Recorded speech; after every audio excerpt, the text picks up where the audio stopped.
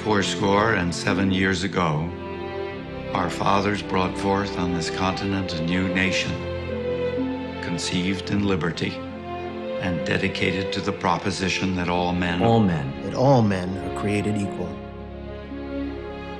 Now we are engaged in a great civil war, testing whether that nation or any nation so conceived and so dedicated can long endure. We are met on a great battlefield of that war. We've come to dedicate a portion of that field as a final resting place for those who here gave their lives that that nation might live.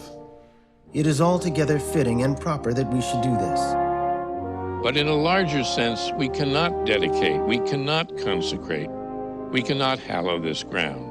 The brave men, living and dead, who struggled here have consecrated it. Far above our poor power to add or detract.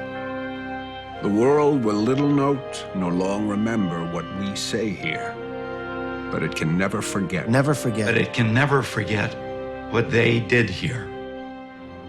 It is for us, the living rather, to be dedicated here to the unfinished work which they who fought here have thus far so nobly advanced.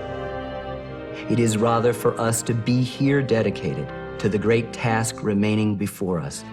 That from these honored dead we take increased devotion to that cause for which they gave the last full measure of devotion.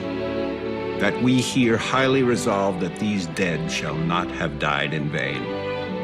That this nation, under God, shall have a new birth of freedom. Freedom.